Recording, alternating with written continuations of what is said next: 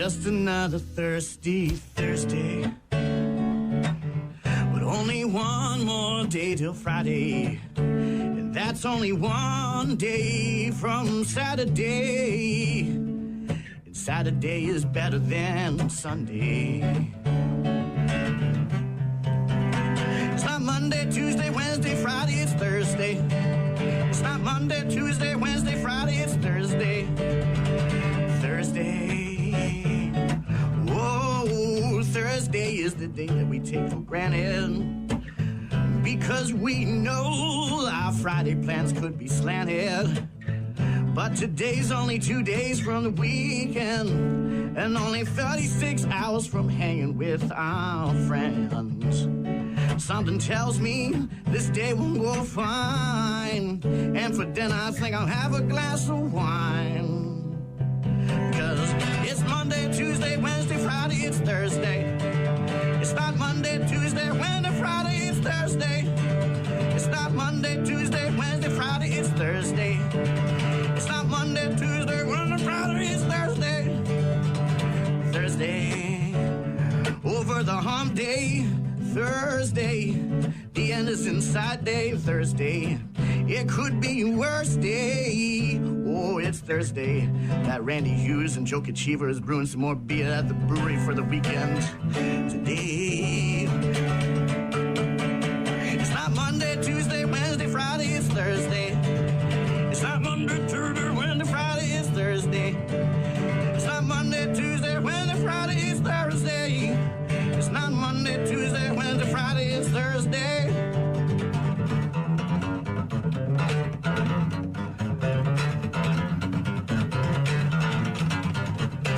Yeah. Our good friend Adam Palm with his version of the Thursday song to kick things off on a Thursday morning. We got Office Cora joining us after 8 o'clock. Going to be asking some hypothetical questions. Going to talk about mowing your lawn.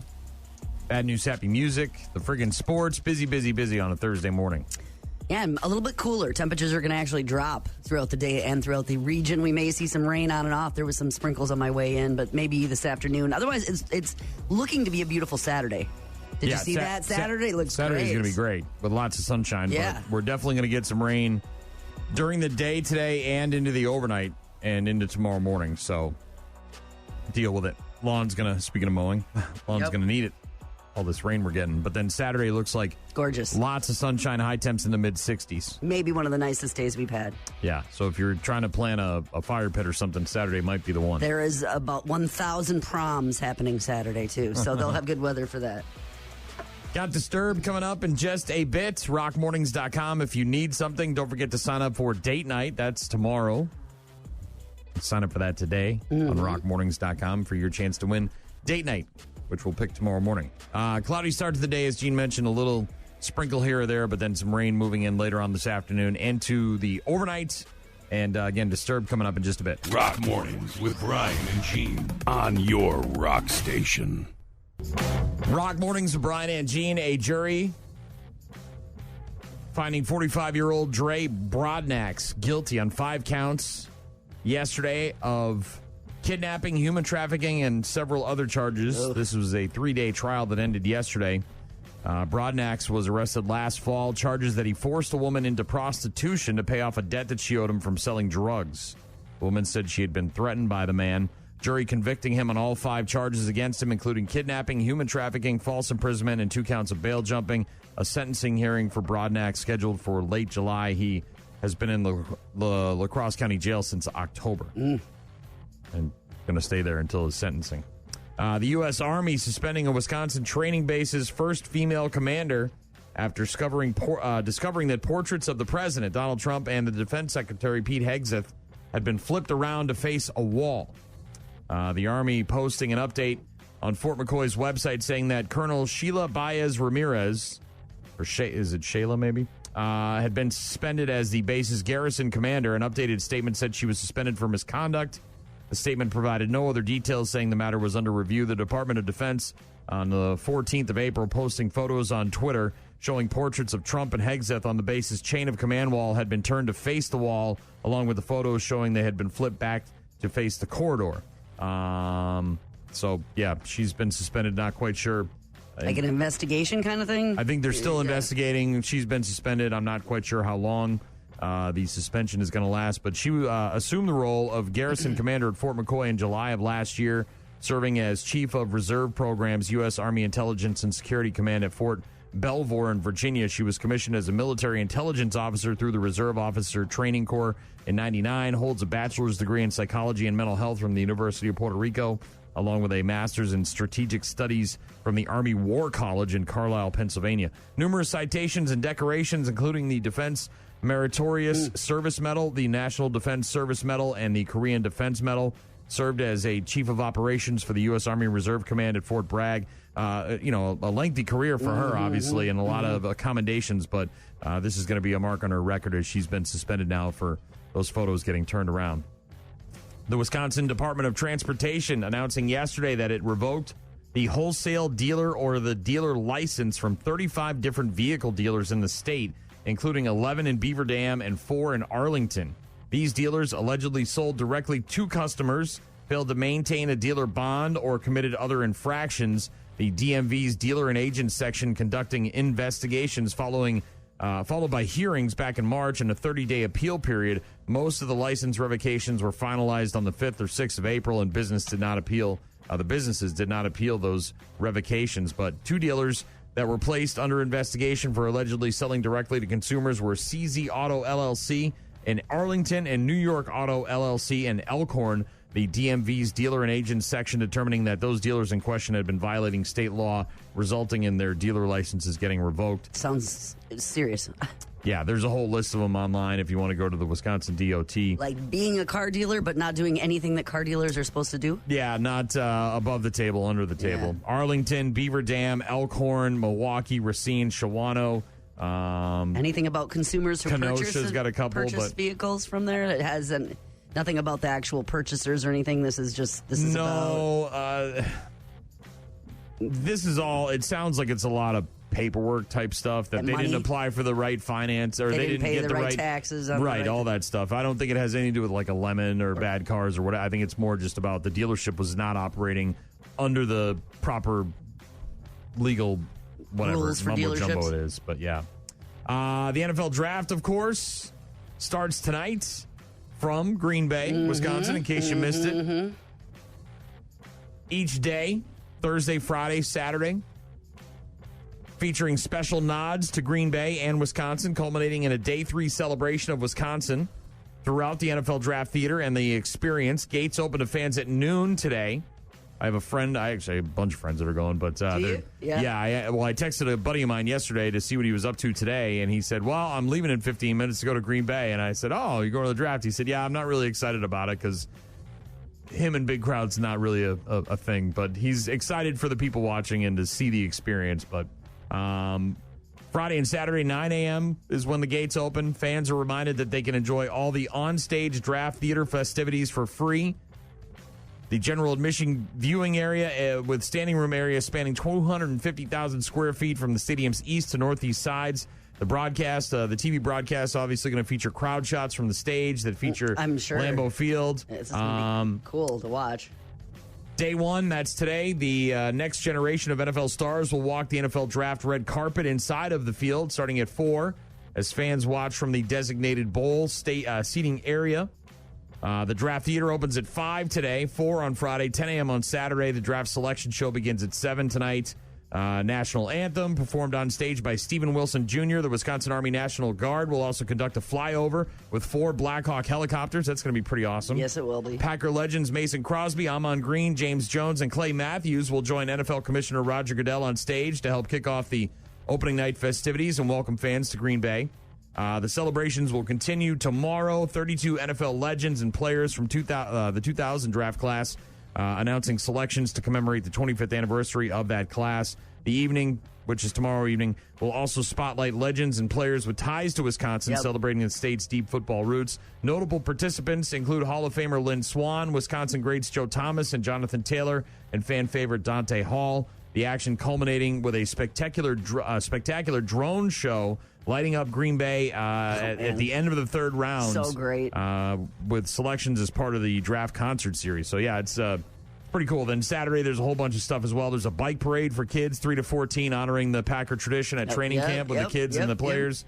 Day 3 will also feature special Wisconsin elements throughout the day. We've talked about some of these things. The supper club thing and some of the other. Mini farmers market, 9 a.m. to 2 p.m. and the draft experience, which is a huge thing, obviously, in the state of these farmers markets, Midwest. But, the market will feature Wisconsin vendors Honeybee, Sage, Wellness, and Apothecary Cafe, Ferris Popcorn, and a whole bunch of others. Loco, Wisconsin, Harmon's Bakery, a whole bunch of others.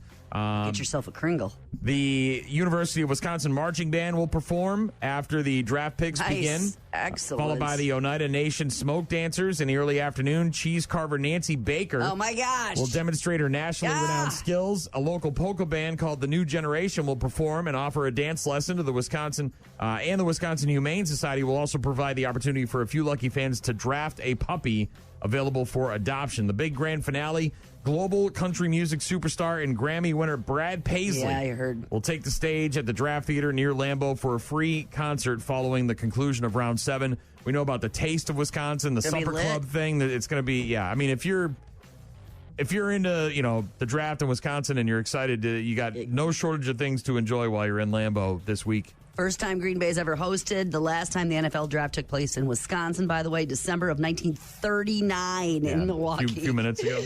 Yeah, it was a little bit ago. So that is... Yeah, there's you could drive yourself crazy trying to get to everything and see everything and do everything. It's awesome. So awesome. Yeah. No shortages. The Packer website, by the way, has a full list of all of the things that are happening. So if you're going or if you're thinking of going and you want to know what's happening and where it is and how to get there and all that stuff, it's right there on the Packer website. Rock Mornings with Brian and Gene. Going to get to some AC/DC in a couple of minutes. Right now, it's Disturbed. Rock Mornings with Brian and Gene. Find them online at rockmornings.com. AC/DC Shoot to Thrill on Rock Mornings with Brian and Gene. The Brew Crew losing to the Giants last night, 4-2. Ground ball to second. To his left on a high hop. Cruising out at first. And the Giants hang on to win it. And what a performance by Camilo Doval under duress. Final game of that 4-game series is today at 2:45. Brewers looking to win that game and get a sweep, or not a sweep, but a split of the 4-game series. NBA last night, Celtics taking a 2-0 series lead on the Magic thanks to a 109-100 win, and Kristaps Porzingis elbowed in the forehead, gushing blood like a Ric Flair death match. Bankero rises up, missed it. Pritchard holding his ground. And Porzingis takes a shot from Bataille. And Bataille got fouled on that rebound attempt, and you saw him elbow Porzingis after he was fouled. There is blood everywhere. Yeah. Loose ball foul on the Celtics, number 8, Kristaps. You see, Bataille gets fouled and elbows Porzingis. Wow. Ooh. He caught him right in the head. Yeah, it didn't look like a natural motion. He was definitely coming down looking to hit somebody with the elbow, and he did. He hit Kristaps right in the forehead.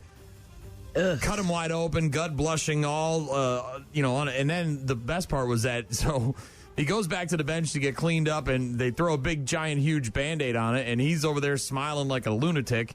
And he's got to come back into the game to shoot the free throws because it's a technical foul. And then afterwards, he goes off to get cleaned up and stitched and all that stuff. But the Celtics ended up winning anyways, 109-100. Also last night in the NBA, Cleveland beat Miami 121-112. They take a 2-0 series lead there. And Houston knotted up their series with the Warriors thanks to a 109-94 win. During the game between the Rockets and the Golden State Warriors, Jimmy Butler took a scary fall late in the first quarter, suffering a pelvis contusion, forced him out of the rest of the game. He'll get a MRI sometime later on today to see the extent. They're playing, aren't they? All in, yeah. Tonight in the NBA, you've got the Knicks at the Pistons at 6 p.m. on TNT. That series knotted up at a game apiece. Oklahoma City is at Memphis at 8:30 on TNT for Game 3 of that series. Thunder are up 2-0. And finally, tonight you got Denver at L.A., 9 p.m. on NBA TV. The Nuggets and Clippers tied up at a game apiece. On the ice last night, Washington over Montreal 3-1. They take a 2-0 series lead there. Dallas beating Colorado in overtime 2-1. Marchman drives to the net. He holds, finds a cutter, scores! Richmond sets up Sagan. Overtime hockey in the playoffs. Can't beat it, man. It's exciting. That series, by the way, between Dallas and Colorado, knotted up at a game apiece. Kings all over Edmonton last night, 6-2 final score. They have a 2-0 series lead. And on the ice tonight, Florida at Tampa Bay at 5:30 on TBS and True TV for Game 2 of that series. The Panthers are up 1-0. Toronto at Ottawa, 6 o'clock on ESPN2 for Game 3. Maple Leafs up 2-0 in that series. And then you've got Vegas at Minnesota, 8 o'clock on TBS True TV for Game 3, which is knotted up. That series knotted up at a game apiece. NFL Draft, of course, beginning tonight at 7 on ESPN and ABC. Rounds 2 and 3 are tomorrow at 6 on ESPN, and then the final rounds on Saturday starting at 11 a.m. on ESPN. And then sad news out of Chicago is Hall of Fame football player Steve Mongo McMichael. Yeah, I saw that. A member of the dominant Bears 46 defense of the 80s, winning the Super Bowl against the Patriots, obviously. He's second in franchise record, franchise history with 92.5 sacks. He died yesterday at the age of 67 after a lengthy battle with ALS, commonly known as Lou Gehrig's disease. Tragedy. They had, I believe, just moved him to hospice and took him off a ventilator, and he went pretty much right like that.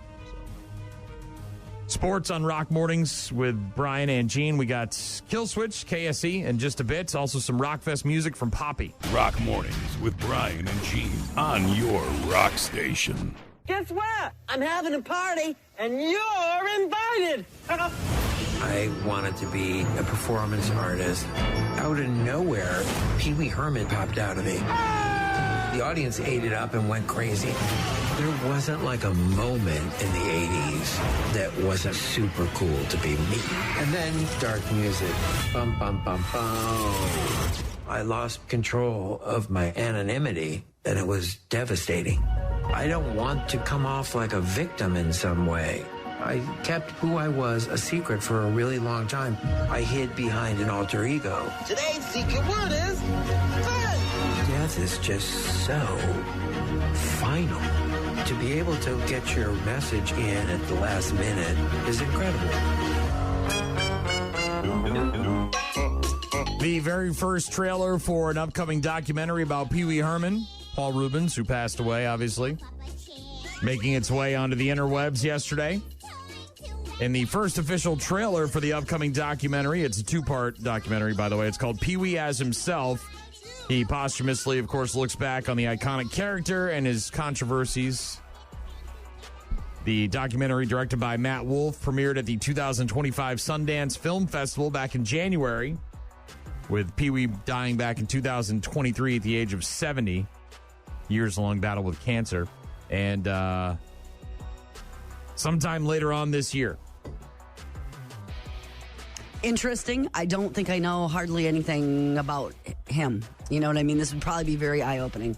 Well, he had a very interesting career. I don't know much about his life before that, but when you go back and you read about the things that he did before he became Pee Wee, and like where he worked and the people he was associated with and all the stuff that he did, and then of course the quirky, fun, interesting personality. Well, I think the fact that the mugshot looks so different than the Pee Wee that we knew was like, that's not Pee Wee. And then you're like talking about split personality, right? You're talking about a guy that isn't a character. He's Pee Wee part of the time, and he's this Paul. And how do you make that omelet? You know what I mean? It's when you're not just an actor, but you're one persona.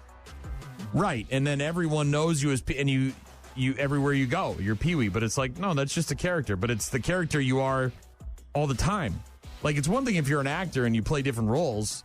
Right. But at the base of it all, you're still that person. But with Pee Wee, it just felt like this is Pee Wee. This is who this guy is. That's who he is all the time. I know this is going back 1,000 years in time, but I learned it when I was down in Nashville, so it's recent information for me. But Minnie Pearl, okay, so she was an actress a long time ago, and she was kind of like that. Like, everyone knew her as Minnie Pearl. That's all she was. She wasn't an actress doing other things. She was a trained actress, by the way, but then developed this character, and then that was all she was for 50 years on television shows and whatever. She was that, and apparently that kind of same thing.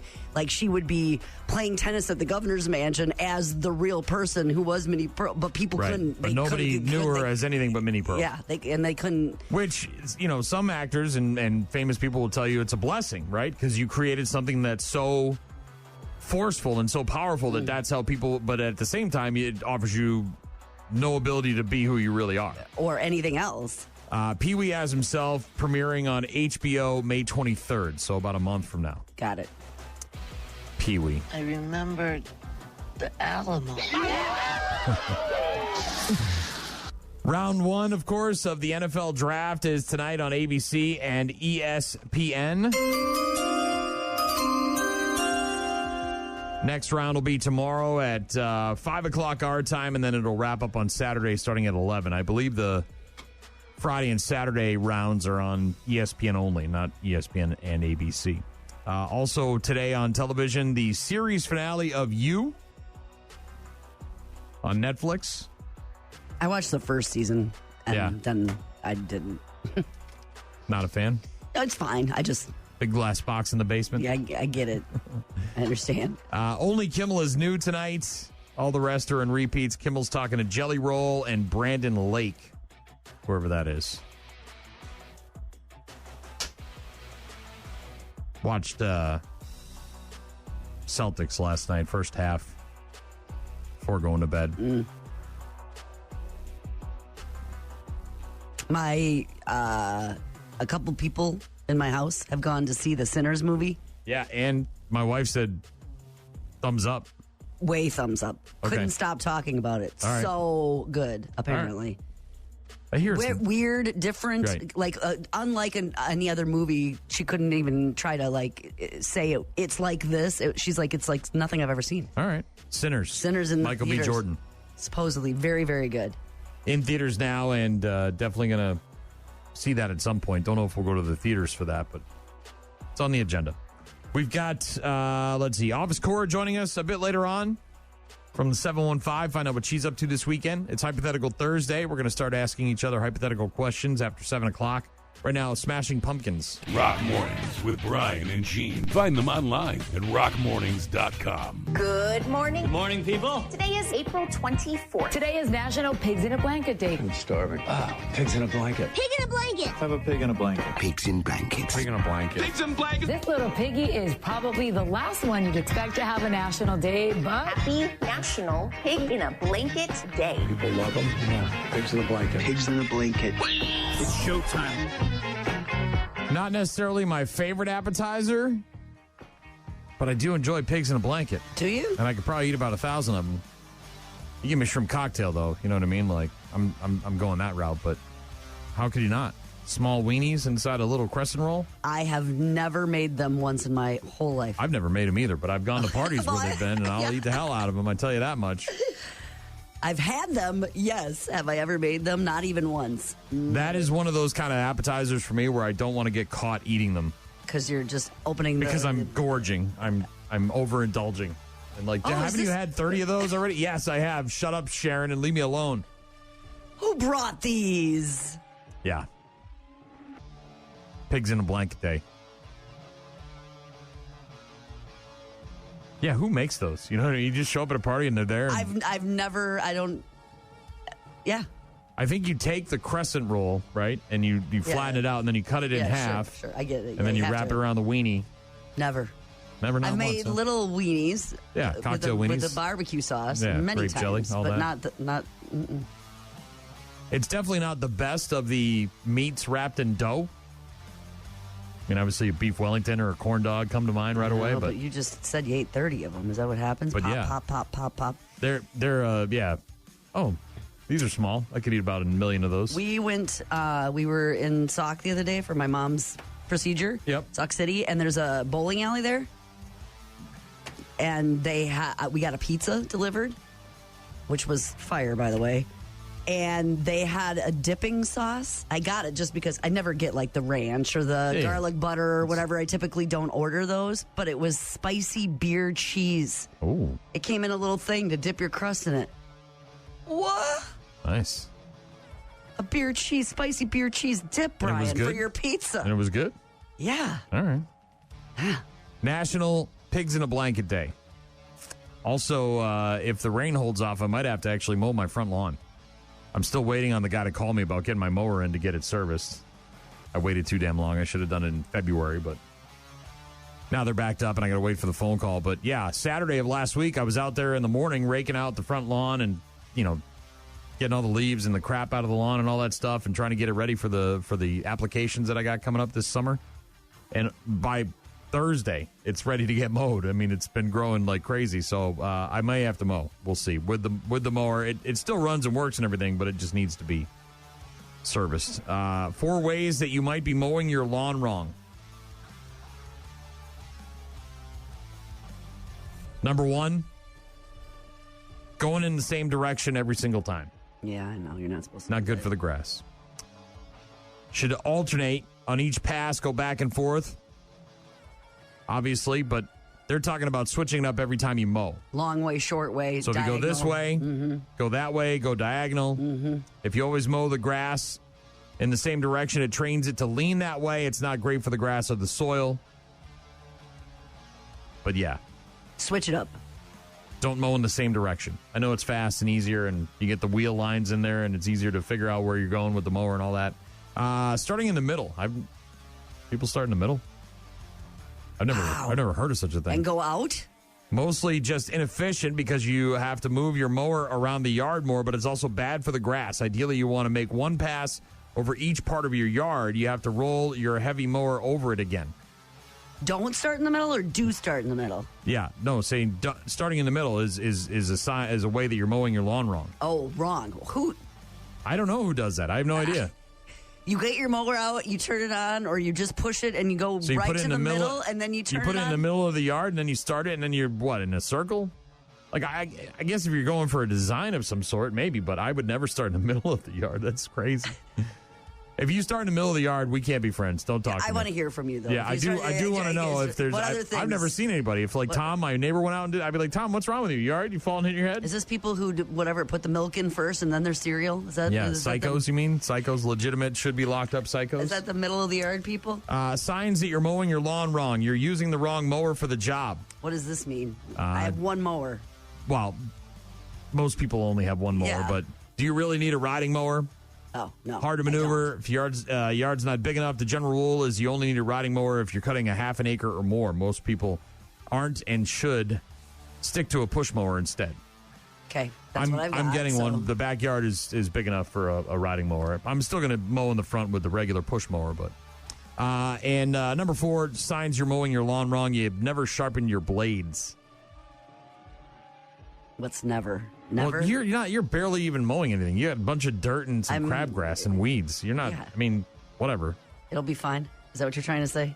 But if you care about your lawn and you're trying to actually have a lawn. Sharpen your blades. Dull blades can tear your grass. Instead of cutting it, you can buy a sharpener online for about $10. Huh. Don't make it too sharp, however, because apparently that's not good either. Razor sharp blades are more likely. They're more likely to chip if they hit a rock. You want to be about as sharp as a kitchen knife, but not as sharp as a razor blade. That's why you take it in for somebody else. I was just going to say, how am I going to figure that out? Yeah. Mowing season is here. Get off my lawn. Regardless of what the hippies want to tell you about May and no mowing. My brother said he was mowing already a couple hours south from here, but you're right. It's coming soon. That's what she said. It's Rock Mornings with Brian and Gene. Some Godsmack in a bit. Hypothetical Thursday right around the corner. Rock Mornings with Brian and Gene. Start your day with Rock Mornings. Godsmack with Voodoo. Your daughter cross country, right? Mm-hmm. That's correct. She ever have a competitor fall down? That she picked up and carried across the finish line? One of those situations? No. But I see those videos and you have so much, empathy for the athletes and so much, pride and happiness for the ones that have that kind of, Well, and especially for the distance runners, right? Yes, where they ran forever. It's utter exhaustion. Yes. It's not I tripped and fell or had an injury, which is bad in and of itself, but it's they just can't do it. Their body shuts down, like they can't do it. And we, as you mentioned, have seen those videos time and time again. Well, it happened at the Boston Marathon. No big surprise. But this is from Monday. Footage from the Boston Marathon going viral after a runner stopped right before the finish line to help another runner who fell. The guy who stopped is a Brazilian runner named Pedro Arieta. And he had set a goal for himself to finish in 2 hours and 40 minutes, which is pretty good time. Would have done it as well, but he ended up finishing in just over 2 hours and 41 minutes. But he says he has no regrets. I'm sure. Over the situation because he was able to stop and help a fellow runner. And there's videos of it, obviously, towards the finish line, people videotaping everybody that's running and, stopping and picking up a competitor and helping them get across the finish line. Means way more than that 1 minute off your time. Elsewhere in Huntington, West Virginia, the officials there rescuing a raccoon that had got stranded on the side of a building for several days. Like this? No, I think it was like on a ledge kind of thing, and it was trying to figure out how to get off the building, but it couldn't. Apparently, it had been up there for several days, and they finally went up and tried to grab this thing on Tuesday. I've seen plenty of raccoons, but not downtown on the Federal building. Every morning, it was just like, hey, is he still up there? I've sat and watched him all day, looking for a way to get down. My heart was definitely beating out of my chest. That was a bit nerve-wracking. I thought he was going to go with the raccoon. We are happy, I think, that he's down. And if he's back up there tomorrow, I don't know what we'll do. We might have to retire from raccoon rescue. Apparently, it squirmed away from the guy who caught it and fell a couple of stories, but it scurried off, so it's okay. So they grabbed it, got it down, but then it jumped and got away from the guy and landed on the ground and then ran off. A bunch of people obviously watching from their offices as they're trying to get this stupid raccoon off a building. Able to do it, but yeah. Speaking of miles and marathons, this is crazy. Did you know that no woman in the world, in the history, has ever broken the 4-minute mile mark?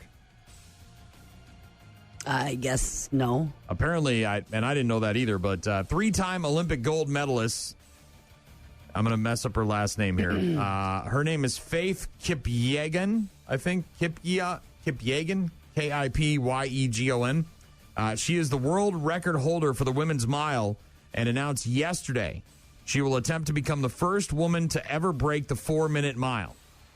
She said, I'm a 3-time Olympic champion. I've achieved world championship titles. I thought, what else? Why not dream outside the box? This is Faith. So she's training specifically to do this, and she's already super, super, super fast. Right. Well, she runs, so she'll try to run a sub 4-minute mile on June 26th at a stadium in Paris.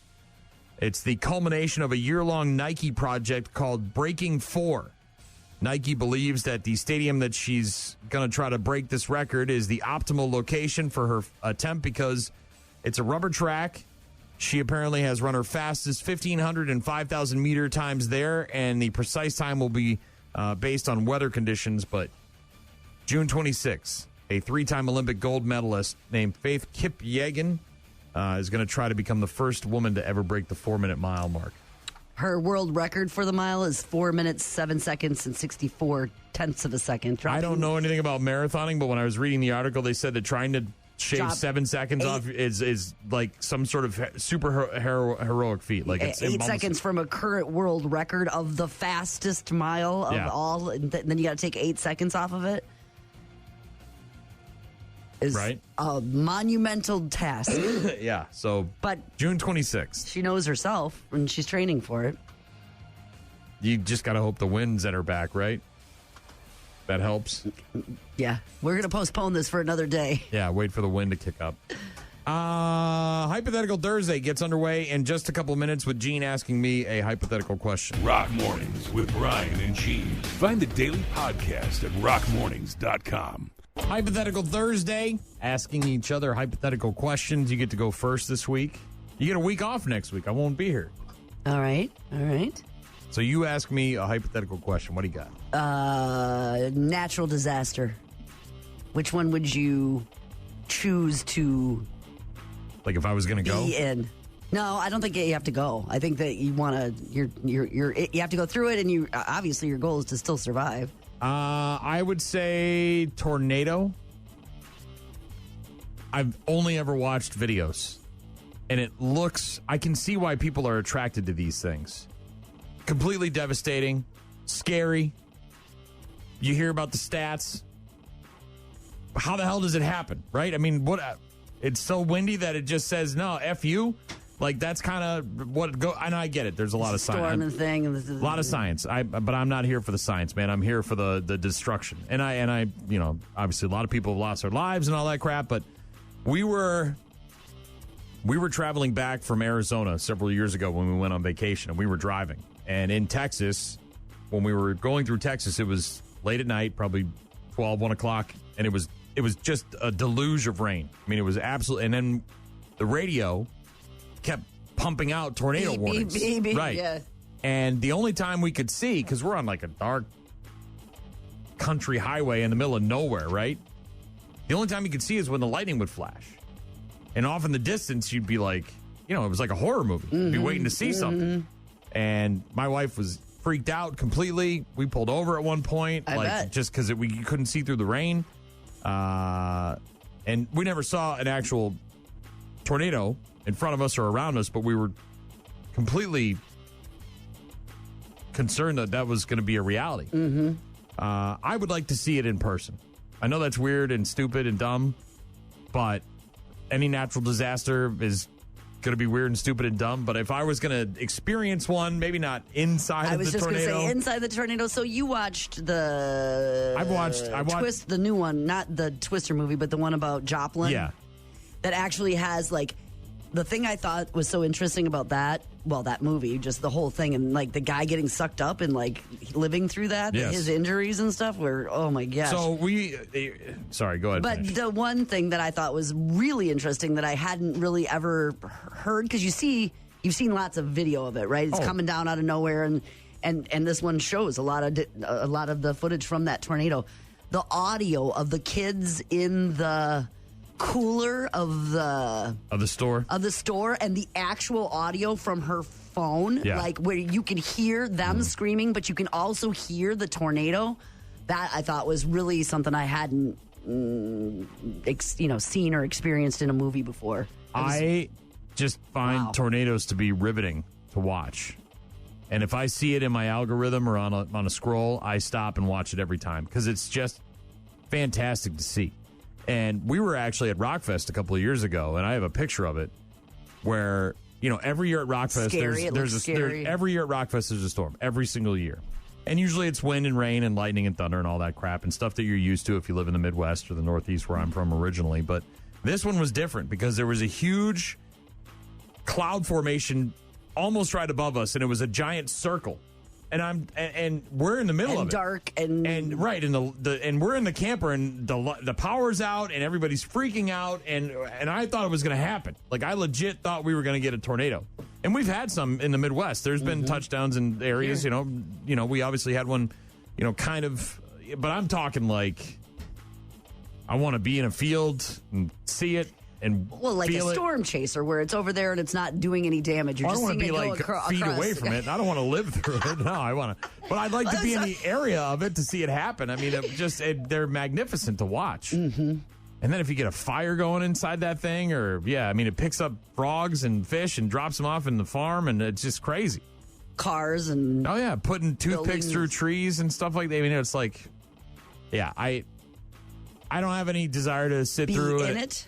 No, or have it destroy your house, obviously. But I'm also I'm also the weird guy that goes out in the storm. You know what I mean? Like when we get a lot of those. When we get crazy storms and they tell you to stay inside. It's a guy thing. I got to go outside. I got to breathe it in. I got to feel it. I got to see it. I got to experience it. And as a New Englander growing up with hurricanes and stuff, stuff like that, and nor'easters and those kind of crazy powerful storms, I feel drawn to that stuff for some reason.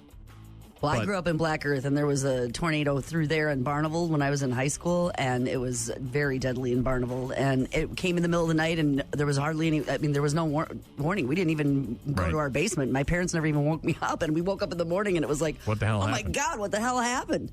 Yeah, I don't have any desire to deal with an earthquake, like a legitimate earthquake.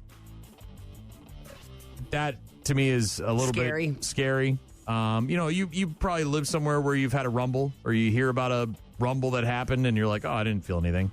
But those San Fran ones where like the whole world comes tumbling down and opens up a crevice to the the center of the earth, I'm good with that. Well, and for the fire thing, that California one this past year was just, it put me in the whole, like, how fast it went. You know, that people couldn't get out of their homes. Couldn't get out of that's super scary. Hurricanes, it feels like, I mean, they're the most destructive and people die and there's tons of damage, and flooding water is super scary, right? Like the Missouri this year and when those rivers rose so fast, but it's coming for the most part. So I would get the hell out of there. I have a problem with flooding water too, because as a kid, this is disaster porn 101. But as a kid, we went camping, right? And we stayed at a campsite on a lake every year. And every spring, it would flood because, the melting and all the stuff. So the campground would get flooded, and there were people that left their campers there during the over the winter time. Happens along the river all the time. And we would go up there, and like all the streets, the unpaved roads, that I would ride my bicycle down in the summertime when I was at camp with my parents, were now flooded with water. And I just thought it was the coolest thing. I was like, this is neat. Let's put the boat in. No, not neat. Awful. Yeah. Well, and again, I didn't know any better. I was a kid. Mm-hmm. But yeah, I would say probably I would like to be in the presence of a tornado. You? Safely from a car or some other vehicle or a house or something, and it's over there. Or just if the pipes go down deep enough, I can take my leather belt and tie me and Helen Hunt to the pipe, and we'll be good. Just ride it out. Cow! I gotta go. We got cows. You? Would you? I don't want to live through. I mean, I don't want to have to experience any of those. The tornado is most like how we grew up, so it's probably the most comfortable because it's like that's a thing in this region. But like I was saying, at least with I don't want to be in a hurricane, but they tell you they're coming. Right. So you can get in your car and drive safely to a hotel 200 miles away and just wait it out. Board up the windows, put your stuff up high, and get the hell out of there. Hypothetical Thursday, Gene's question for me. Given my choice of natural disasters, which one would I like to live through? And I no, thank you for fire. No, thank you for earthquake. My answer is no, tornado. Tsunami. No, thank you. Yeah. Gross. Giant wave from the ocean. Oh man, I've seen too many movies. No thanks. Yeah. I'll take the tornado. I just to be or just to hear it and smell it and see it. Rockmornings.com for our contact info if you want to weigh in on Hypothetical Thursday. I will ask Gene a question in just a bit. Also going to get to sports after The Offspring. Rock Mornings with Brian and Gene. Weekdays, 6 to 9.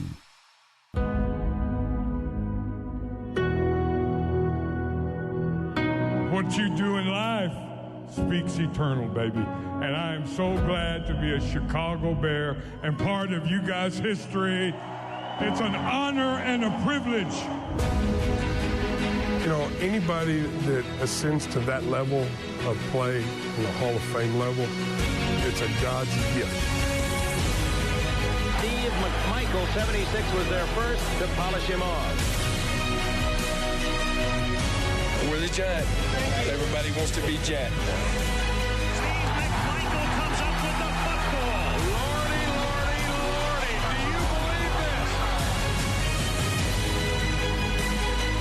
The only thing that can change this is Bourbon Street. Eason dragged down by Steve McMichael. Fumble. The Bears have it at hungry Chicago. Finally champions on this January day in New Orleans.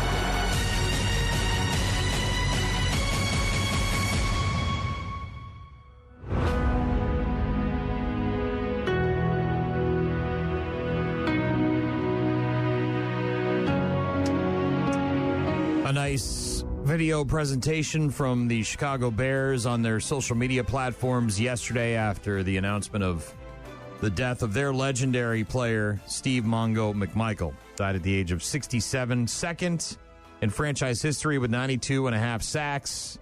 Member of the famed 46 defense, winning that Super Bowl in the 80s against the Patriots. And kind of a larger-than-life personality. That's why Mongo, I think Ming the Merciless, they had lots of names for him. Went on to be a wrestler for a while there in WCW, part of the Four Horsemen with Ric Flair. Mongo McMichael, dead at the age of 67. Ice Bucket Challenge, right? Isn't that? Yeah, it's ALS. Not because of him, but it is making its way back. Brewers lost to the Giants last night, 4-2. Final game of that 4-game series is today at 2:45. Bunch of NBA and NHL action last night and tonight. NFL Draft, of course, starts tonight at 7 on ESPN and ABC from Green Bay. One NFL assistant tore into Colorado quarterback Shedeur Sanders. This is Deion's kid. Yeah. In the lead up to the draft, saying the quarterback turned in the, quote, worst formal interview ever. This is according to the NFL Network's Tom Pelissero. Pelissero speaking with a number of coaches and executives ahead of the draft, asking them to evaluate the top quarterback prospects that are available in the draft. The most damning quote came from a, quote, longtime NFL assistant coach who ripped Shedeur Sanders' attitude, body language, and his performance during the team's formal interview, saying it was the worst formal interview I've ever seen in my life. Wow. He's so entitled. He takes unnecessary sacks. He never plays on time. He has horrible body language. He blames teammates. But the biggest thing is, he's not that good. Now, this is just one man's opinion, but still. Those are a lot of negative words. Yeah, very negative. That's a lot of negative. Travis Hunter Sr. was not able to go see his son win the Heisman Trophy in December, but he will be at the NFL Draft in Green Bay tonight. Travis Hunter expected to go in the first round, early in the first round, but Hunter Sr. was granted permission by the courts to attend the first round of the draft today and then return to his hometown of Boynton Beach, Florida on Friday. Hunter Sr., who is 39, spent 90 days in the Palm Beach County West Detention Center in Belglade, Florida on gun and drug charges and was released 9 days before the Heisman Trophy ceremony in New York. He was placed on home confinement for the first year of his 3-year probation and was unable to attend, but the courts apparently granted him the ability to go and be at his kid's draft. So, big moment for him. And his kid, I don't know if you heard his Heisman speech, but, thanking his dad and talking about, the seriousness of the things he's done and all that stuff. So that'll be a big moment for Travis Hunter at the draft tonight. Sports on Rock Mornings with Brian and Gene. Hypothetical Thursday continuing. When I ask Gene a question, I just got a text from someone who said, Brian, have you ever heard of Reed Timmer and the TIV, a tornado intercepting vehicle? Look at this thing. Is it like... It looks like something out of... almost like Mad Max Beyond Thunderdome. Yeah, built to withstand. Well, remember our when we had the 2 weather storm chaser things with like 18,000 antennas on their trucks? Oh, yeah. And they would, I'm not making that up. There was hundreds of, and they'd be like, gotta go. Yeah, this looks like something from Beyond Thunderdome here. This vehicle has got, plates all around it, keeping the tires protected, and the windshield looks like weighted down. He's got some kind of turret in the back where like a window that he could put. So he drive into them or just looks like it. I have never heard of this thing, but I'm going to go on a dive with it. Thank you very much for texting it to me. I also read last year there was a huge magazine article. I don't remember what a magazine, National Geographic or something of the like, and it was about a person who went and spent time with storm chasers, just a regular person that went to their camp for a week during the summer, and just how it seems silly kind of, but how serious it is, and how their headquarters and where the work that they really do and all of that stuff. And went out on a couple, never saw a tornado, but went out on a couple storms that had the potential, and just seeing it from a regular person's perspective, going with this group of people who that's their life, was pretty interesting. Hypothetical Thursday, asking each other hypothetical questions. If you want to weigh in on our topics, you can go to rockmornings.com. We've got The Optimist from 10 years coming up in just a bit. Rock Mornings with Brian and Gene. Find them online at rockmornings.com. The Optimist from 10 years on Rock Mornings with Brian and Gene. Hypothetical Thursday. Asking each other hypothetical questions to see what our answers will be. I got a Facebook message from my friend Liz. Said, hearing you talk about storms, I love watching them. TJ makes fun of me. He's the one that takes cover. I sit on my porch and watch. We were talking about storm chasers, and for the most part, those are like hobbyists or part of a research project, but there are some people who make a living at it with meteorology and scientific research and that kind of stuff. But for the most part, it's people that we used to work with that have 18 antennas on their big trucks, Nerds. and then they run. Yeah. Hunter was the one who asked me if I knew about Reed Timmer and his TIV, Tornado Intercepting Vehicle. I did not. He sent me a link, and I read up a little bit about it. He said it would be awesome to experience a tornado from inside of one safely with this vehicle. Yeah. If all things were fine and I could be completely safe and inside the thing, then wouldn't that be cool? Problem is, you can't guarantee any of that. No. But that's part of the reason why you enjoy it so much is because there's that risk, that danger. Somebody else texted in and said, no thank you to experiencing typhoons or landslides. I agree with you. Avalanche, I want no part of that. That looks scary. I would like to be in the Swiss Alps and watch one happen, because the videos are fantastic, but I don't want no part of that. Nope. Getting buried in the snow. Mm-mm. Oof. Or typhoon. Yeah, that doesn't sound fun. Tsunamis where you can't get away. It happens so, like, all of a sudden the siren's going off and Yeah. Gene's question for me earlier was natural disasters. If you could experience a natural disaster and live through it, which one would you choose? And I went with tornado. I just find them to be riveting. Could make a living at it. Chasing storms, Brian. Oh, yeah. Not too late in your career to become a tour guide of storm chasing, maybe. I'm good. My question for Gene. There's a button on the counter. And when you press the button, you cure cancer. Is this, or one person, I have to kill one person face to face kind of thing? But when you press that button and cure cancer, my family dies somewhere in the world, and you don't know where, you don't know who, you don't know how old they are, you don't know what gender they are. Loses its hacky sack or something? What is this? Someone dies. Yeah. Someone drops dead. I knew this is the thing. Yeah. When you press the button. I know. But you cure cancer. This is one of those questions. Can you press the? Can you one person with your bare hands up close? I didn't even make it that. I didn't even make it that hard for you because I thought about it. I thought about making it that difficult. Like, could you chop the head off a kid to cure cancer? Right? Yeah, right. Those are the questions. That would be very difficult for you to answer. But this one, your assumption is that you don't know who it is. Right. That it's somebody in India, right? Or my next door neighbor, or your aunt, my own kid. Right. You go home, what happened to Grace? Right. So can you press that button? Well, the pressing the button and having the potentially be a stranger makes it a lot easier than like face to face doing, because that I don't think. And I'm not even saying it's a kid or an adult. It's just a horrible, horrible person that should be burning in hell. Is that what? Can I make it that? Can no, I be you don't like get to choose. There's evil, no evil, terrible person. That's the point of that's the conundrum. I don't have to feel so bad. It would be like, that's the conundrum. You have to carry the weight with you the rest of your life that you killed a human being, but you cured cancer by pressing the button. Probably with the button, but definitely not up close and personal. They can't be really terrible, it's a completely random selection. Evil, terrible, can't be. It's a completely random not selection. Not a sweet grandma lady. No, you don't get to choose. That's the point of the exercise, is that it's completely random. Yeah, I know. Probably yes. But you get to cure cancer. I know. Gene was willing to step up and cure cancer by pressing the button. Well, it isn't even about that. It's just the stuff. It's the awful suffering of so many. I mean, my mother had a breast tumor removed on Tuesday, which is why I was not here at work. I would ask if I could hit the button several times to cure more stuff. How many times do I get? How many goes do I get at this thing? Can we cure AIDS? Can we cure herpes? What else can I hit this button for? How many people are dropping dead? Whatever. I'm curing stuff, man. Here we go.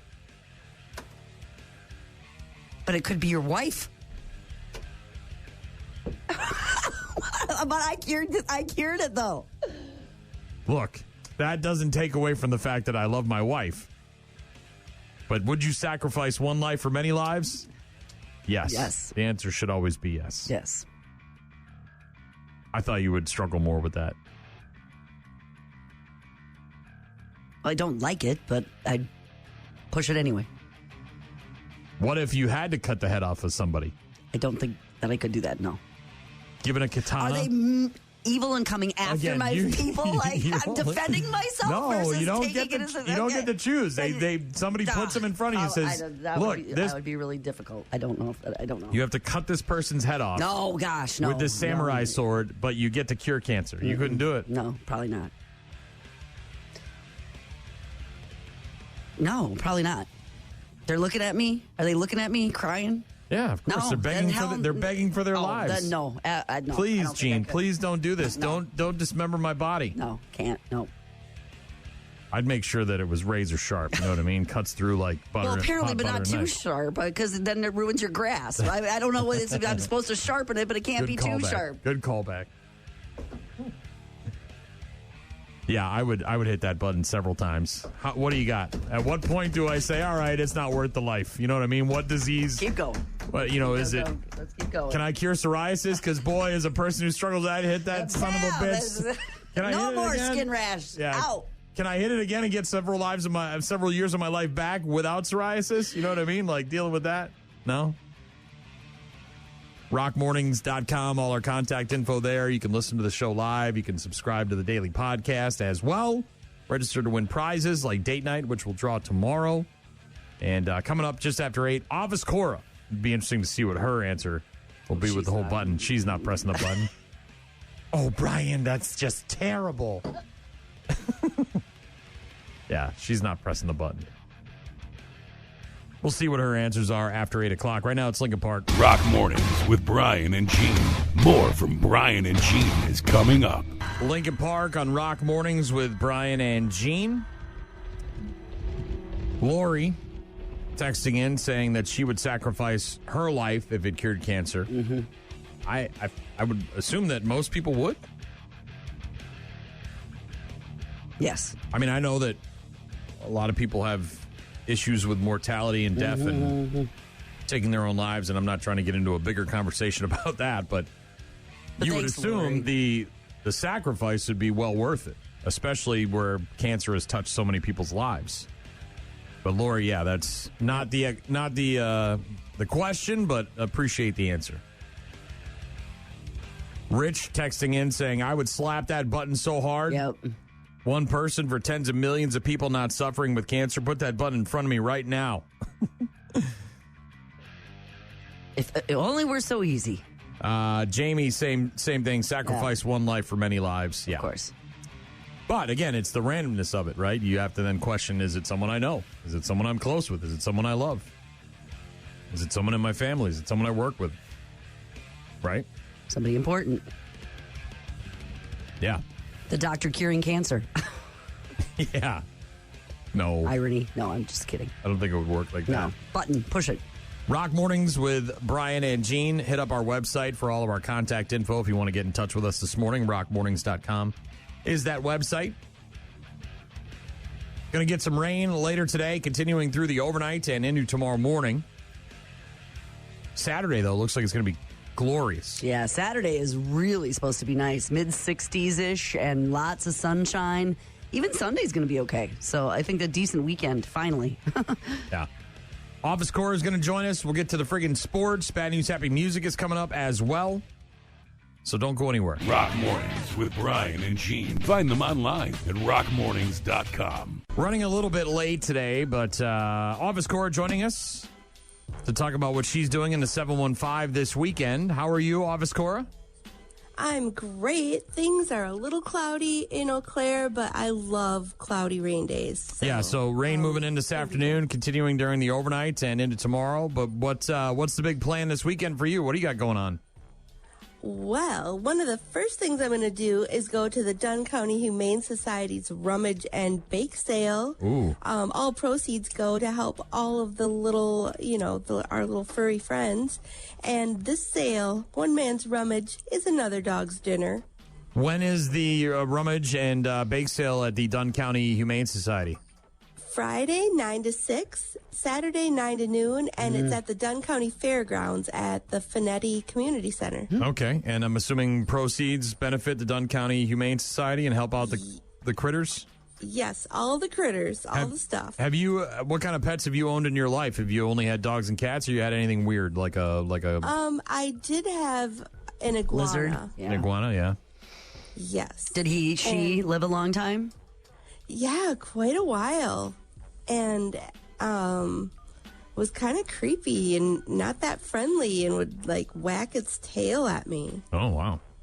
Yeah, I wasn't really a fan. One of my favorite pets, well, of course, Binks, the Sphinx I have right now. And I adopted a greyhound from the Hudson racetrack once he was retired. Yeah, those are oh my beautiful gosh, he dogs. Was incredible. Yeah, I just loved him. They're usually very well trained. Yeah. Sweet. And they're very loving, and they're very, they like to lay around and do nothing. Exactly. They're super couch potatoes. And until you get them on some dirt or something, and that greyhound racing mentality kicks in, and they just go like a shot out of a cannon. Yes. And the first time he accidentally got out of the house and I was like calling his name, he thought I was cheering him on. He's like, "Oh yeah, you here? Yeah, I got you." And he's just like flying throughout the neighborhood. So Friday and Saturday at the fairgrounds there, the Dunn County Humane Society Farmer. It's a bake sale and like a garage sale, flea market. Yes. Okay. Yes. What else is happening this weekend? If anyone has a cabinet full of mystery meds from who knows when, Eau Claire County Medication Take Back Day is Saturday. Oh, yeah. 10 to 2.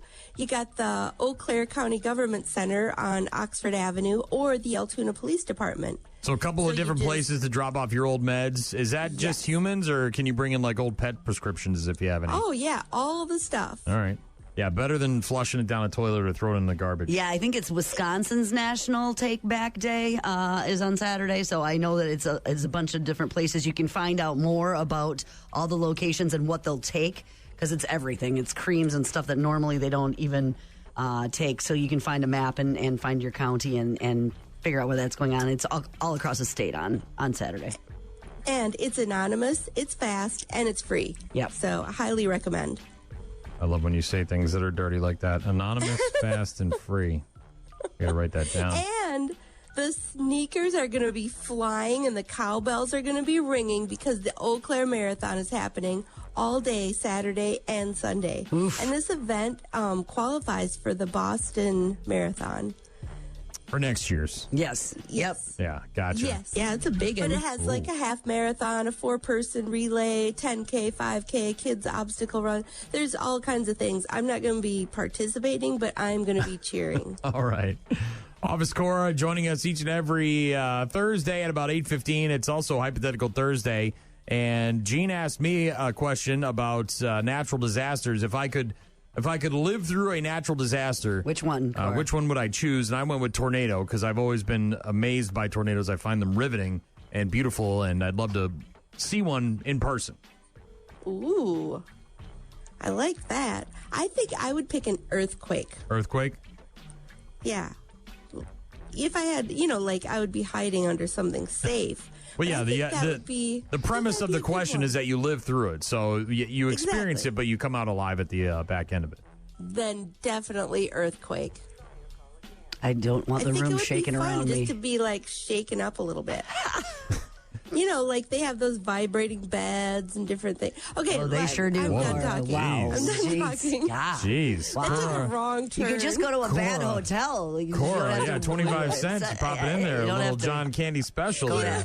Don't have to go be in an earthquake, or good Lord. Upgrade your mattress. Maybe Come get on, a bigger subwoofer in your car. Man, that's all you gotta get. Chuck She just wants to vibrate. The little rides, the little horses. Note to self: Cora likes to vibrate. Merry-go-round, the up and down thing. They used to sell those machines to housewives, bored housewives. They just shake them around. Yeah. My hypothetical question for Gene was: if there was a button on the counter, and if you pressed it, it would cure cancer, but one person in the world would die because of it. Would you press the button? Oh, no, I don't think I would.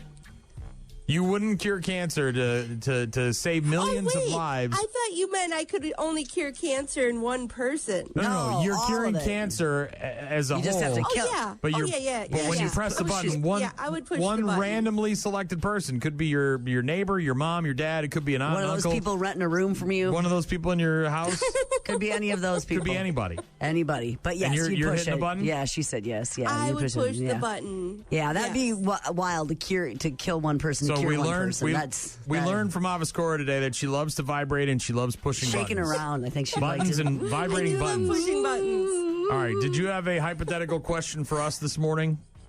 I do. Okay. Would you rather be in a world famous band where you're not very good, or jamming in dive bars with mad skills that melt faces, no matter what you're playing? Like, think Courtney Love. Like, everybody is making fun of her vocals. I don't want to be Courtney Love. No, I thought that was just an example. I'm going to be mediocre to poor and rich and touring the world. Make me rich and famous on the planes. Yes. The G6 for sure. Even Absolutely. if everybody in the world is like, whatever. Yeah, whatever. I can ignore that. People make fun of Lars Ulrich. He's laughing while he swims in his money, his pool full of money. I would do that. This is true. Yeah. Being fulfilled and poor and good at something, that sounds awful. Who wants that anymore? Well, look, there's nothing I know wrong I'm with good, but nobody appreciates me. That's like every musician we know. You go to a bar and you see a guy and he wails, and then you're like, why are you playing this crappy bar? And he's like, I was thinking the same effing thing. I don't want to be that guy. That's the guy who doesn't make it. I want to be the guy on stage with thousands and millions of billions of dollars. And I could be even not very well regarded in the music industry. Whatever, man. Fine. Not everybody's Jimi couple Hendrix. years of that, and that's all I need, right? That's true. All right, Office Core each and every Thursday at about 8:15. Always a pleasure. Have fun with your vibrating buttons this weekend. Oh my gosh. Talk to you later. Bye. Bye. Gonna have to save that one. Yeah, it's a big one. For sure. Please do. She likes biggins. Yeah, it's a big one. And vibrating beds. Yes. And pushing her button. That's Cora. Sounds about right. Volbeat now, friggin' sports next. Rock Mornings with Brian and Gene. Start your day with Rock Mornings. The latest from Volbeat's A Monster's Hands on Rock Mornings with Brian and Gene. What did she say? I like it when it's anonymous, fast, and free. God bless her. God bless her. I'll be cutting that one. The friggin' sports! Brought to you by tennis legend Andre Agassi. Yeah? And everybody's playing this pickleball. Everybody. So is he doing it for like 39 hours or whatever it is, the longest pickleball ever? Andre Agassi set to make his pro debut next week when he takes part in the U.S. Open Pickleball Championships alongside the sport's #1 player. I suppose when you're Agassi, you're not playing with Brian Simpson from La Crosse, Wisconsin in Probably the pickleball not. tournament. Probably You're playing not. with the world #1. You're probably doing Agassi will take the court with 18-year-old star Anna Lee Waters on the 30th, which is Wednesday, in his very first match. It was Waters' idea to play together after she saw videos of Andre Agassi, who, by the way, is 54, playing pickleball on YouTube. Waters on track to earn more than $3 million last year as a professional pickleball player, but did not have a mixed doubles partner for this year's U.S. Open, which begins on Saturday in Naples, Florida. Agassi said in a statement, quote, "She's probably sick of winning so much, and that's why she called me and asked me to play." Agassi said he was originally drawn to pickleball because of the social, inclusive nature. He's become easier on his body than also become a spokesperson for the sport and an endorser for Jula, a company that makes pickleball gear. So Agassi is fully involved with pickleball, not just doing this as some sort of celebrity thing or publicity stunt. No, he's going to be playing in the mixed doubles with the world #1. Anna Lee Waters next Wednesday. His first professional pickleball appearance. Yeah. What were those commercials? Made for TV pickleball. With him and, was it Sampras?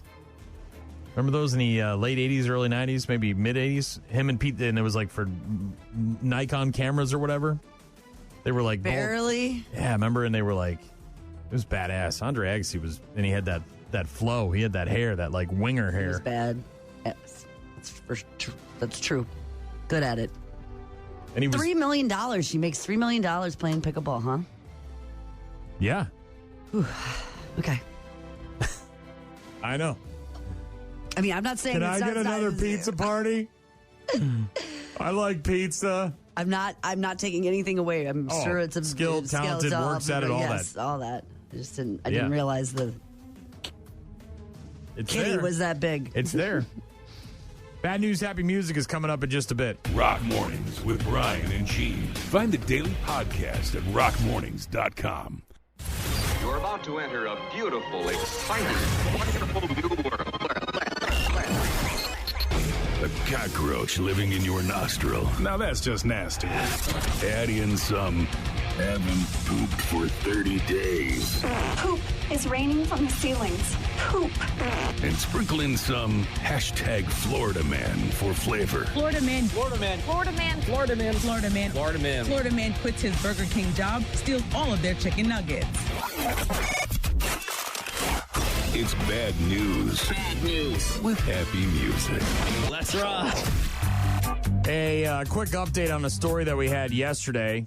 The drunk postal worker stopped at a house party, delivering some mail, decided to have a couple of drinks, then got in her mail truck and drove drunk and went the wrong way down the street, kicking out red Solo cups and the whole 9 yards, got popped for DUI.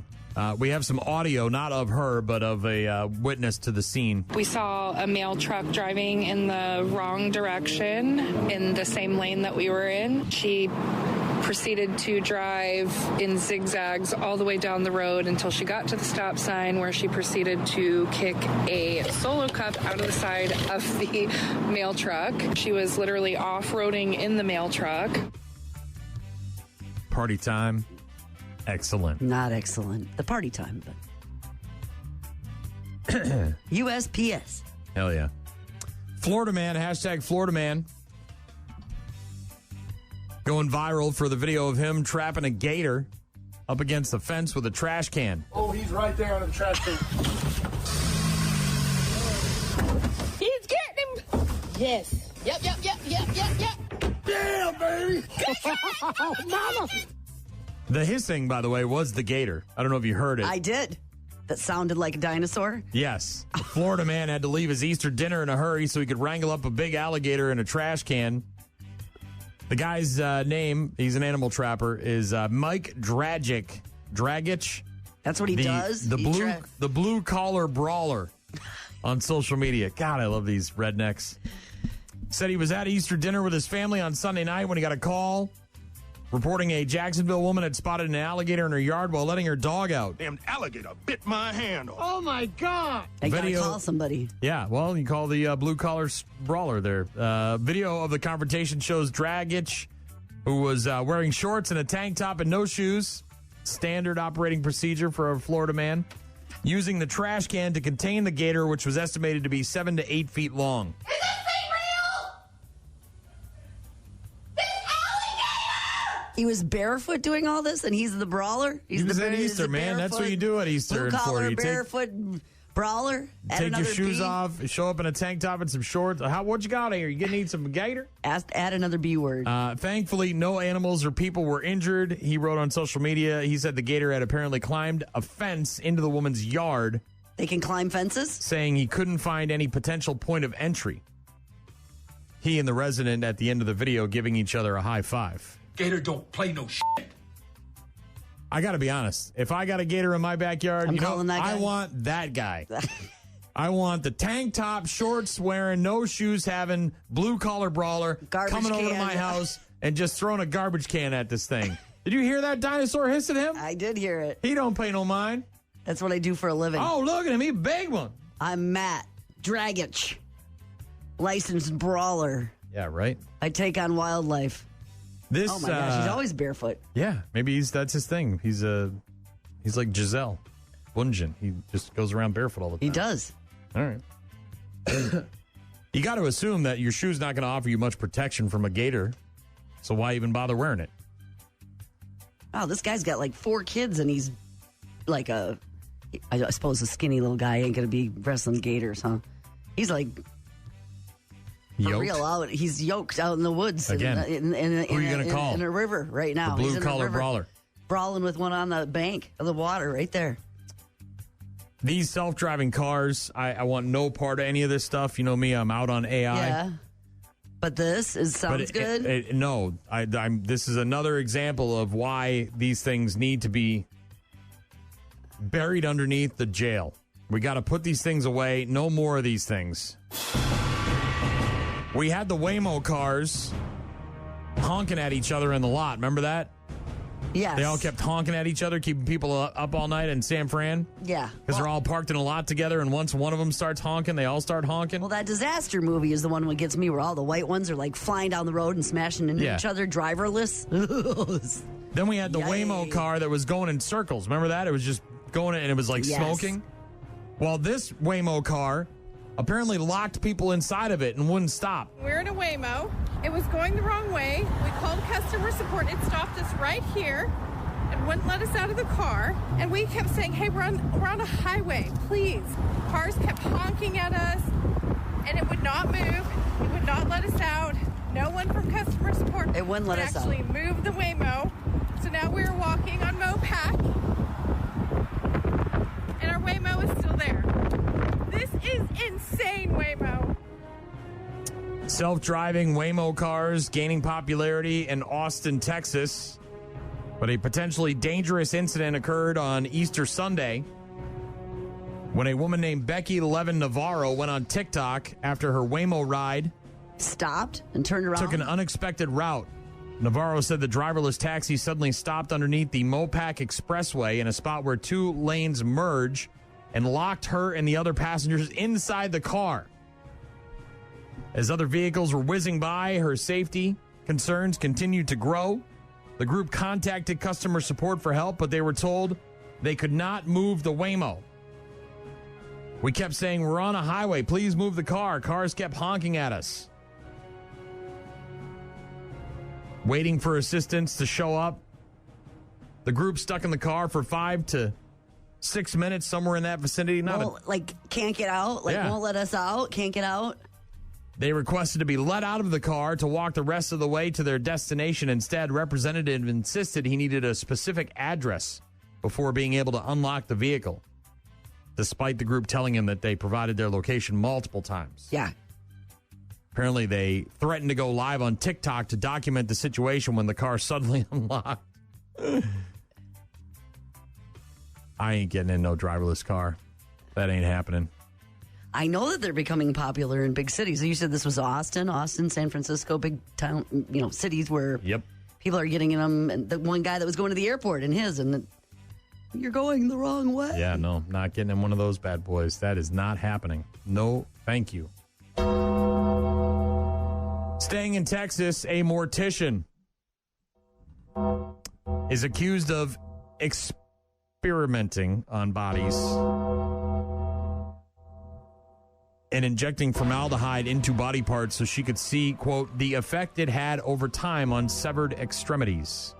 You guys want to go see a dead body? What do you mean? I'm going to mess up this name real bad, but stick with me. Adeline something or other is the owner of Capital Mortuary Services in Austin, Texas. That's 2 stories from Austin today. And she stands accused of abuse of a corpse and 5 counts of tampering with governmental records. Investigation began back in early April when the Texas Funeral Service Commission received a complaint that the mortuary and its owner were allegedly engaging in criminal conduct. That is not something you want to hear. I see dead people. The employee who filed the complaint alleged that the owner used their name to fix or amend death certificates. Also alleges that the owner was conducting experiments on severed body parts, including heads, arms, and spines before cremating them. So these bodies are due for cremation. They're sitting down there in the morgue, waiting to be burned up. And before they get burned, she's hacking them up and doing all sorts of weird crap to them in the basement. No. The affidavit reportedly said that the owner admitted directing her employees to study the effects of embalming fluid with and without formaldehyde. The employees would then inject the formaldehyde into the body part and observe the lasting effect it had on it. After the experiment was completed, the body parts would be cremated. Yeah, you're not a scientist. No, you this is at want to go Harvard. into something else that is a different profession where you do science and figure out if that's even a thing, figure out what the effects are, then leave the profession and go do something else. Can't run your own scientific lab there, doing what you want with people. Come on, that's disgusting. Yeah. Cops arrested the owner on the 18th. I'm sure. Since bonded out, her next court hearing scheduled for May 9th. The police there say they are committed to enforcing state regulations, protecting the public from predatory practices, and ensuring the descendant remains are treated with dignity and respect in accordance with Texas law. Uh-huh. That's creepy. Yep. As a person who took a stripper to his prom, I have a little bit of experience in this activity. I also DJ'd at a couple of strip clubs over the years, way back in my younger days. And if you've ever spent any time in a strip club, you know that things can get out of control real fast. It goes from fun to not fun. And that's what happened at a Pennsylvania strip club when a rivalry between two strippers, one from this club and one from that club, showed up on stage.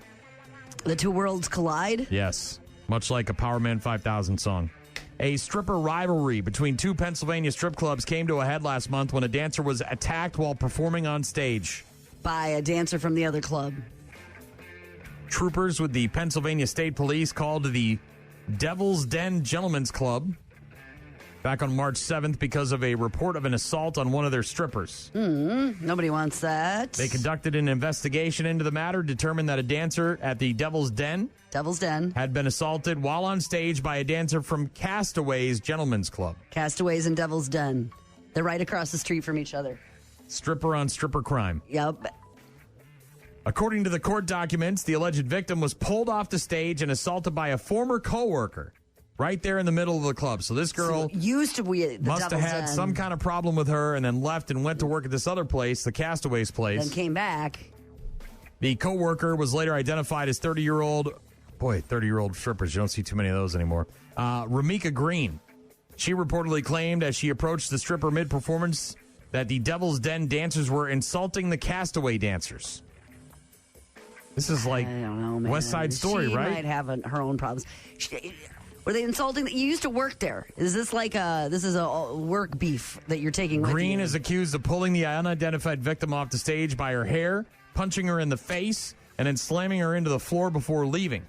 Police were able to catch up with Green, arrest her, and charge her with simple assault and harassment. I'm in love with a stripper. She climbing, she rolling, she rolling. She climbing that pole, and I'm in love with a stripper. She tripping, she yeah. Well, everybody knows the Devil's Door has better dancers than Devil's Castaways. Den. Devil's Den. Sorry. Let's be true to form here. Okay, I didn't. They'll be messing around with the door and the den. They're two different places. I didn't mean to. Devil's Den, Austin. And that's not. This one is in Pennsylvania. Oh, okay. Austin was the other two. Okay, all right. And last but not least, in bad news with happy music, for some reason these things keep happening. I don't know how. I don't know why, but they're great because it gives us content. What's the first rule of Fight Club, Gene? You are not supposed to talk about Fight Club. That is correct. The first rule of Fight Club is you don't talk about Fight Club. The second rule of Fight Club is that you don't refer to rule number 1. Don't talk about Fight Club. You do not talk about Fight Club. The first rule of Fight Club is you do not talk about Fight Club. The second rule of Fight Club is you do not talk about Fight Club. Well, somebody didn't get the memo because this teacher is in trouble for running a Fight Club? Makeshift child fight club at school. Much like the substitute teacher from the other day, this woman is a school director in Arkansas. So like principal? And she just made a ring in the cafeteria? Accused of being the ringleader of a makeshift child fight club. District judge down there found probable cause to charge Mary Tracy Morrison, owner and director of the Delta Institute for the Developing Brain, with permitting child abuse. So this gal's like running her own place. Police arresting Morrison along with 3 of the school's employees after a video surfaced of an incident at the school. According to the prosecuting attorney, the incident lasted 30 minutes and included a teacher instructing a student to hit another in the private area. Kick him in the nards. Wolfman doesn't have nards. Kick him in the nards. Wolfman's got nards. The district attorney there says that Morrison was the ringleader of this makeshift child fight club. She was the ringleader of this particular incident. She's being held on $250,000 bonds, ordered to have no contact with the school or the students. The other employees in the video, a 45-year-old named Catherine Lipscomb, a 38-year-old named Michael Bean, and another 36-year-old named Kristen Bell. So they all decided to be on the same page and say, yeah, this sounds like a good idea. We're going to also join in with kids. If you had seen what I saw, you would be outraged. She witnessed similar instances and was observed participating and talking to everyone as it's going on. Like coaching them and stuff? None of those grown-ups were like, this is wrong. I got to call the authorities. Nope. What's going on at this school? All of them? I guess. Team jerseys and everything? Do they have? I don't know if they have matching uniforms, but yeah. Whistles, bells? 30 minutes getting these kids to fight each other. A long-ass fight. You got to have some stamina. It is. And you really got to work the rope. You know what I mean?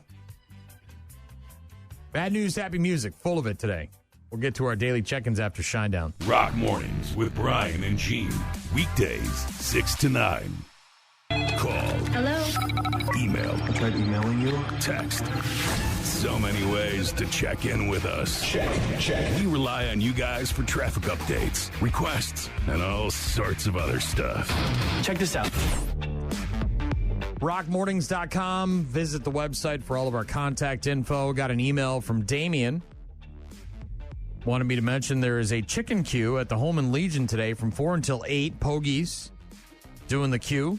It's $13. It's a fundraiser for the Holman Senior Send-Off, where we have a safe celebration for the seniors on graduation night at the school. Helps to pay for the food, the prizes, and the entertainment. So that's today at the Holman Legion. Not quite sure. 4 to 8. So this afternoon, if you don't want to cook tonight, sounds good. Pick up some chicken queue at the Holman Legion. Also an email from Doug. Said he saw the same lineup in 93 at the Metrodome. Full house in Minneapolis. Faith No More from like 7 until 8. Metallica from 8 until 9:45. And then Guns N' Roses starting at midnight until 2 a.m. Ugh. I mean, they have long been bad at being on time. But the show that I went to at Foxborough, they were there. They were on time. They came out. I mean, there was a changeover between sets because it was Metallica to Guns N' Roses, and it was a huge stage, and it took a while, but it wasn't like it didn't feel exponentially long. Of course, huge video screens on the side of the stage showing girls flashing their boobies for the entire hour. Passed some time. Was a good way to pass the time. He said the a-holes made a stadium full of people wait 2 hours for the show. Not cool. Yeah. Heard a lot of that about Axl. Mm-hmm. A lot of text messages. Doc saying that button is getting crushed. Everybody's hitting that button, sacrificing the one life for the many. Aaron was supposed to go see that Guns N' Roses Metallica showdown in Texas. But sold her tickets, apparently. Regrets with that one. She said, to be fair, I was going to have to ride with some older guys who I didn't really know to a city I'd never been in. But if I could go back, I'd keep those tickets. So, yeah, it sounds like maybe she was feeling unsafe in that situation. And if that was the case, then he made the right decision. Mm-hmm. Or maybe you should have worked harder on trying to find another ride. But still, I get why you would leave him behind. Corbin wanted to hear some Creed. I did not get to it. Sorry. We were talking about their bass player celebrating his birthday. Courtney wanted to know, do you get to find out who dies after you press the button? That's what I was saying apart. That was my point. Like, yeah. Well, the purpose of the exercise is that you don't know. You just have to assume it's someone, again, in a random far-off place that no one's going to miss. Everybody misses somebody. I don't know about that. I don't think many people are going to miss me when I'm gone. Aww. Thank you. That's it for today. Thank you very much for tuning in. Have a great rest of your Thursday. We'll talk to you tomorrow.